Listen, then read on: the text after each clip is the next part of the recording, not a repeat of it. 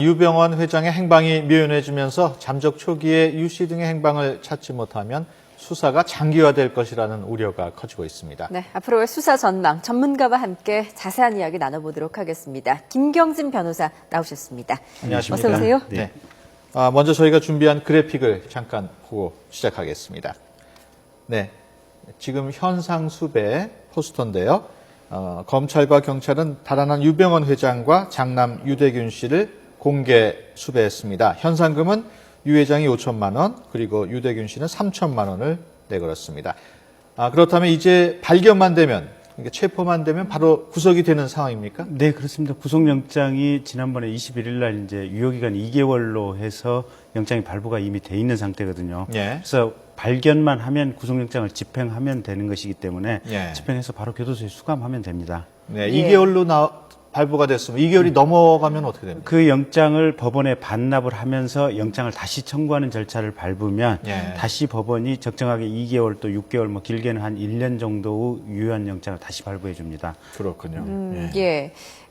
이제 앞서 살펴봤지만 두 부자에게 걸린 현상금이 이제 네. 합쳐서 8천만 원인데 네, 네. 이게 사안의 중대성이나 또 유병원 회장의 재산, 국민적인 관심 등을 감안했을 때 너무 네. 좀 적은 게 아니냐 이런 지적도 있거든요. 네. 그런데 이게 적은 게 또 아니라고 하던데요. 그러니까 사실은 지금 경찰청 내부 규정이 있거든요. 예. 그래서 범죄 신고자에 대한 포상금 규정이라고 하는 게 있는데 예. 여기서 일반 형사범 범죄자에 대해서는 줄 수 있는 최고액이 5천만 원입니다. 예, 그러니까 근데 지난 1999년에 잡혔던 네, 네. 탈옥수 신창원한테 신창원 씨한테도 예. 지금 신고한 사람에게 5천만 원이 지급이 됐었고요. 예. 그다음에 유영철 씨 한 열 몇 명 연쇄살인 했던 유영철 씨도 5천만 원 포상금이 있었고요. 예, 지금 이제 화면에 보면은 주요 범죄자들의 신고 보상금 예. 나와 있습니다. 그 탈옥수 신창원에게는 5천만 원, 그리고 강간 살해범이었죠. 부산의 김길태에게는 2천만 원, 탈주범 이대호에게는 1,000만 원, 그리고 부산 칠성파 두목 이광환에게는 1,000만 원의 신고 보상금이 걸렸었네요. 네. 근데 사실 이제 이번에 유병원 회장에게 5천만 원 신고 포상금이 걸린 것은 정부에서 이제 쓸 수 있는 가장 최상한선을 건 겁니다. 예. 그러니까 기준에 보면 5천만 원 신고 포상금을 줄 수 있는 범죄들이 사람을 3명 이상 살해한 경우라든지 또 중요 조직폭력배의 두목인 경우 예. 이런 경우에 5천만 원을 준다 이렇게 돼 있고요. 예. 지금 유병원 회장 같은 경우는 지금 일단 범죄 내용으로는 제목으로는 특정 경제범죄 가중처벌법입니다. 예. 그래서 횡령부해임이고 이 경우에는 사실은 일흥의 내부적 지침에 따르면 500만 원 줄 수 있도록 돼 있는 건데 예. 국민적 관심사라든지 사안이 워낙 크고 국민의 분노가 워낙 크다 보니까 줄 수 있는 최한도액을 지금 이렇게 예. 포상금을 걸어놓은 것 같습니다. 각각의 현상금을 정할 때 그 기준이 다 있는 모양이죠? 네, 우선 이제 이 첫째는 범죄 예방에 어느 정도 기여할 수 있는가. 예. 예. 그다음에 이 사람을 범죄 신고하고 나서 신고한 사람에게 혹시 후환이라든지 뭔가 신고한 사람이 조치를 해야 될 필요성은 있는지 예. 또 이 잡고자 하는 범죄자가 어느 정도 큰 범죄를 저질렀는지 예. 이제 이 몇 가지 요소를 종합적으로 고려해서 준다 이렇게 돼 있는데요. 예. 근데 이제 문제는 우리나라 신고 포상금이 사실은 조금 외국에 비해서는 적습니다. 적습니까? 예. 그럼 앞으로 그 유 회장이 계속 안 잡히면은 네. 현상금이 더 올라갈 가능성도 있습니까? 일단 내부 훈령상은 5천만 원이 최고이기 때문에 물론 이제 경찰청 훈령을 조금 개정을 하면 됩니다. 그리고 예. 대통령께서 또 이 이제 이제 행정적인 조치를 좀 빨리 취하면 되긴 하기 때문에 가능한 문제긴 한데 지금 현재로서는 가장 고액의 현상금이 걸려져 있습니다. 예. 그러니까 참고로 오사마 빈 라덴 같은 경우는 그때 미국 정부에서 한 270억 정도 우리나라 돈에 예. 해당하는 현상금을 걸었다고 그래요. 예. 예. 전반적으로 우리나라 현상금이 어쨌든 조금 적게 돼 있고, 예. 그러니까 우리나라 이제 국민들의 관념이 이런 것 같아요. 그 파파라치 있지 않습니까? 담배꽁초 버리는 거라든지 예. 또 네. 식품 불법 영업하는 거라든지 이 신고했을 때 이제 포상금을 주지 않습니까? 예. 근데 파파라치 제도가 처음 도입됐을 때까지만 해도 일부 언론에서는 이게 국민들을 뭔가 좀 분열시키는 거 아니냐 이런 비판적인 논조들이 조금 있었거든요. 예. 근데 독일 같은 나라에서는 사실은 이제 국민의 신고 의무가 굉장히 강조되고 그래서 어떤 범죄나 나쁜 짓을 보면 가차없이 신고해야 된다고 사실은 유치원 때부터 배우거든요. 예. 근데 실제 이 어떤 금전적인 보상을 주고 범죄 행위에 대해서 신고하는 것에 대해 우리 사회나 국가가 굳이 나쁘게 예. 볼 필요는 없는 것 같다. 그래서 예. 조금 좀 장려하고 신고 포상금도 높이는 게 어떨까 하는 생각입니다. 예. 예, 그렇군요. 이제 현재 검찰이 그 유병원 회장이 어디에 숨어 있는지 네. 보면 구원파 신도, 좀 핵심 신도들이 좀 조직적으로 이들을 네, 네. 이렇게 피신시키고 있는 게 아닌가 또 이렇게 네. 보고 있지 않습니까? 네. 그런데 이제 검찰 검찰이 밝혔습니다. 이들을 피신을 도와주는 사람도 엄벌을 쳐야겠다. 이게 네. 법적으로 처벌이 가능한 거죠? 네, 형법에 보면 범인 은닉죄 또 범인 도피죄라고 하는 게 있거든요. 그래서 어떤 범죄 혐의로 수사를 받고 있는 사람에 대해서 숙식을 제공한다든지 또 도피 자금을 제공한다든지 이렇게 도피하는 데 도움을 준 경우에는 형법에 따라서 3년 이하의 징역에 처하도록 돼 있습니다. 예. 근데 이제 문제는 사실은 여기가 지금 일정 부분 종교하고 좀 결합된 어떤 기업 범죄 집단 아니겠습니까?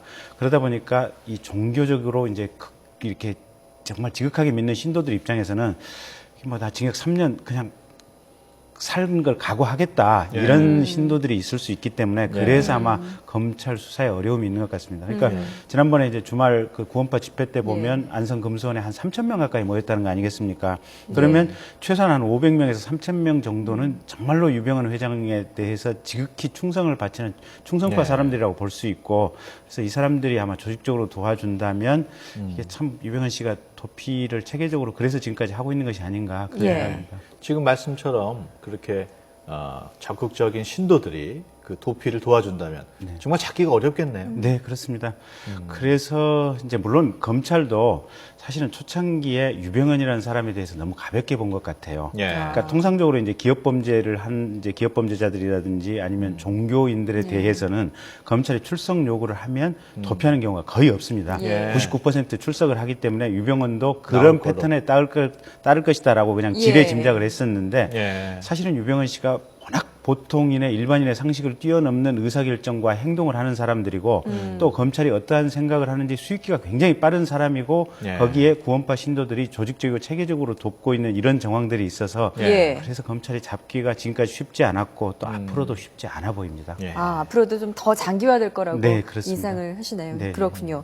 일단 이제 뭐 장남 유대균 씨 이제 저희가 보도를 해드렸지만 그 세월호 사건이 터지고 얼마 지나지 않아서 프랑스로 도주하려고 했던 사실이 드러났고요. 그리고 이제 프랑스의 차남 혁기 씨랑 그 장녀인 섬나 씨가 있는데 이들의 행방도 지금 묘연한 상황입니다. 그렇습니다. 지금 이제 유병헌 회장 그리고 장남 대균 씨 혹시나 밀항을 해서 뭐 프랑스나 다른 국외로 도주하려는 게 아닌가 또 이런 의심도 드는데 그런 정황에 대해서 가능성은 얼마나 보십니까? 충분히 가능하다고 봅니다. 그러니까 지금 장남 대균 씨 같은 경우는 지금 이 사건 나고 3일 만에 지금 말씀하신 대로 인천공항에 갔다가 출국금지 사실을 알고 부랴부랴 차량도 그냥 그 자리에 놔두고 지금 도주를 했다는 거 아니겠습니까? 그렇다고 한다면 사실 이분들이 생각보다는 행동이 굉장히 빠른 사람들이다. 그래서 검찰이 이분들에 대해서 그러니까 계열사 CEO들 뭐 다판다 대표라든지 이런 계열사 CEO들을 구속하는 초기 단계부터 이미 해외 밀항을 계획했을 수도 있다. 그래서 언론 보도에 밀항 얘기가 나오기 전에 이미 지금 뭐 도피했을 가능성도 배제할 수는 없다. 저는 그렇게 보고 있고요. 다만 이제 검찰 쪽에서 흘러나오는 얘기는 검찰은 최소한 유병헌 씨는 아직도 국내에 있는 것으로 파악을 하고 있다. 지금 이렇게 한 것 같고요. 장남의 행방에 대해서는 검찰도 분명하게 지금 속단을 못하고 있는 상황인 것 같습니다. 그렇군요.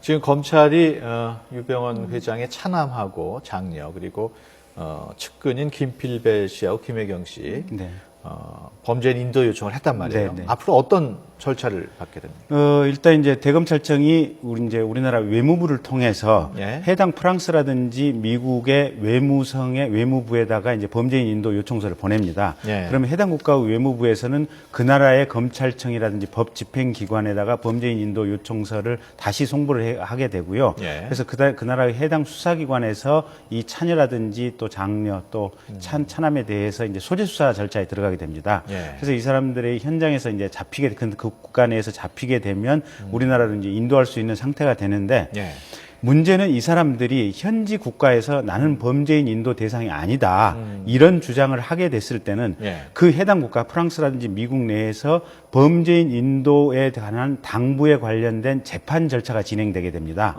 그래서 가령 이제 본인들이 계속 이제 종교 탄압 얘기를 하고 있지 않습니까? 그래서 우리는 범죄를 저지른 게 없는데 대한민국 정부가 종교를 탄압하는 차원에서 우리를 범죄자를 억지로 만들고 있다. 이런 주장을 그럴듯하게 했을 경우에는 그 법정에서 과연 이게 정상적인 범죄인 인도 요청인지 아니면 종교 탄압인지 여부를 가리는 재판이 적게는 3개월, 길게는 한 1년 동안도 갈 수 있습니다. 그것도 1심, 2심 절차를 거치다 보니까요. 예. 그래서 상당히 긴 시간을 의도적으로 끌 수 있는 이런 악용의 가능성이 충분하다. 지금 예. 이렇게 보입니다. 예, 그것마저도 참 쉽지 않아 않습니다. 보이는데요. 예. 지금 이제 유병헌 부자가 이렇게 도망 다니고 있는 것도 어떻게 보면 이제 시간을 끌면서 뭔가 좀 대책을 준비하려고 하는 게 아닌가라는 네, 생각도 네, 네. 들거든요. 네. 뭐 어떤 의도가 숨겨져 있을까요? 일단 지금 그러니까 이 사람들이 우리의 정상적인 상식의 사고를 훨씬 뛰어넘는 사람들입니다. 예. 네. 그리고 국내도 그렇고 해외에도 그렇고 많은 재산이 있고요. 예. 또 해외의 거점이 될 만한 지역에 많은 구원파 해외 신도들이 상당 정도 있는 것으로 지금 보여집니다. 예. 그래서 제 개인적인 소견으로는 이분들이 해외로 나갈 수만 있다면 해외에 그 구원파가 있는 거점 지역에서 숨어서 그냥 삶을 보낼 이런 생각을 하고 있지 않을까라는 생각, 그렇게 예상이 되고요. 지금 현재 시점에서 만약에 순순히 들어와서 재판을 받게 된다면 이게 재판 형량이 아마 짧게는 10년, 길게는 한 30년 이상의 형량이 나올 수도 있거든요. 예, 유병헌 회장 같은 경우는 뭐 여생을 네, 네. 그렇게 보내게 되는 건데요. 네, 그래서 유병헌 회장 같은 경우 절대로 아마 안 들어오려고 하지 예. 않을까 싶습니다. 네, 그렇군요. 화제를 조금 돌려볼까요? 박근혜 대통령이 네. 담화를 통해서 유병헌 특별법을 만들겠다 이렇게 네. 발표를 했습니다. 네. 저희가 그래픽을 준비한 게 있는데요. 유병헌 특별법을 만들어서 국가가 먼저 피해자들에게 신속히 보상한 뒤에 구상권을 행사해서 유병헌 일가에게 돈을 환수하겠다 이런 내용이었는데요.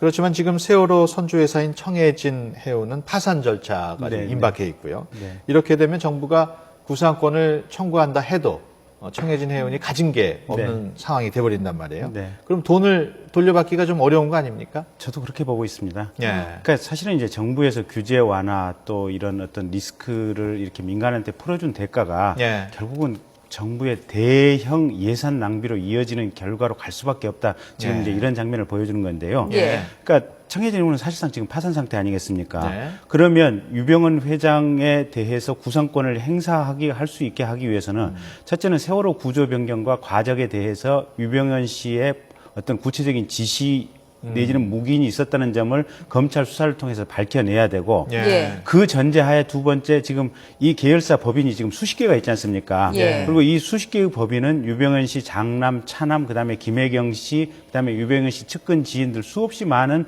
중소수 주주로 이렇게 나눠져 있거든요. 예. 그러면 이 중소수 주주로 나눠져 있는 이 주식이 실질적으로 유병헌이 것이다. 자식 것도 아니고 뭐 김혜경 씨 것도 유병헌 씨 거고 그다음에 누군가 구원파 신도 A 씨 명의로 된 것도 유병헌 씨 거다. 이런 점을 검찰이 수사 과정에서 다 이제 사실관계를 찾아내서 입증을 해야 되고요. 예. 세 번째는 또 법인 간에 이 법인 간에 상호 교차 출자가 이루어지고 순환 출자가 이루어져 있거든요. 그러면 이거를 각각 분리해내서 개별 재산을 개인 것으로 귀속시키는 이런 절차를 밟아야 되기 때문에 결국은 그 복잡한 절차를 다 밟는 것이 국가가 불가능하다. 검찰이 예. 아무리 많은 검찰 수사 인력을 투입한다고 해도 예. 그래서 제 개인적으로 보기에는 이 세월호 선사인 청해진 해운으로부터 국가가 구상권을 행사해서 돈을 받는 것은 어렵다. 저는 그렇게 보고 있습니다. 예. 그렇게 되면은 그 수천억 원에 이르는 금액을 다 국민의 세금으로 결정을 내어야 하는 되는 겁니다. 거 아닙니까? 그렇습니다. 예. 그래서 지금 재산 압류를 서두르고 있거든요. 네. 그 그래픽을 저희가 준비를 했습니다마는 유병헌 일가의 부동산 지금 나오고 있습니다. 서울 영곡동의 세모타운을 비롯해서 전국 각지에 나온 게 있는데 한국뿐만 아니라 미국하고 프랑스에 있는 재산까지 합친다면 한 2천억 원이 되는 네, 거로 네. 지금 추정을 네. 하고 있는데 이 재산 중에 일부는 이미 근저당 설정도 돼 있는 네, 네. 정황이 나오고 있단 말이에요. 네, 네. 그렇다면은 근저당까지 설정해 버린 재산 네. 환수가 가능하겠습니까? 어렵습니다. 그러니까 아까 이제 여태까지 설명했던 대로 예. 유병헌 씨가 이 법인의 껍데기를 쓰고 지금 소유를 하고 있고 예. 그 법인의 주주들 역시 지금 수없이 많은 차명 주주들을 만들어 놓은 것으로 지금 추정되는 상황들 아니겠습니까? 예. 거기다가 이 법인 소유의 부동산에 대해서 이번에 또 근저당까지 추가로 설정을 했거든요. 예. 결국은 법률 관계를 정말로 복잡하게 만들어서 예. 국가가 사실상 환수 의지를 포기하게 할 정도로 환수가 불가능할 정도로 그냥 뒤엉키게 만들어버린 고도의 전략이다. 예. 그래서 근저당 설정된 부동산에 대해서는 더더군다나 환수하기가 쉽지 않은 어떻게 상황. 보면 굉장히 답답한 상황이네요. 네, 그렇습니다. 예, 뭐 이렇게 되니까 이제 다시 한번 수사기관 문제점을 지적하지 않을 수 없을 것 같습니다. 네. 변호사님께서 검찰 출신이시죠? 네, 네. 이번 요 수사의 어떤 미진한 부분 어떻게 보십니까? 그러니까 제일 문제가 뭐냐면 이 유병헌 씨가 운영하는 회사들이 여러 개가 있었고 이 많은 회사들이 내부적으로 그렇게 많은 범죄 행위를 저질렀지 않습니까? 세무 네. 법정관리부터 시작을 해가지고 근데 검찰청이라든지 수사기관에서 여기에 대해서 사전 정보를 전혀 안 가지고 있었다. 네. 그러니까 세월호 침몰이라고 하는 사건이 대형 사건이 일어나서 그 원인을 따라가다 보니까 비로소 여기에 대한 범죄 내용을 범죄 첩보를 입수하고 수사를 네. 뒤늦게 시작했다. 지금 이런 거거든요. 그렇죠. 그래서 사실은 사정기관이 국가 내에서 범죄가 이루어지고 있는 첩보 능력이 굉장히 부재한 것이 아닌가.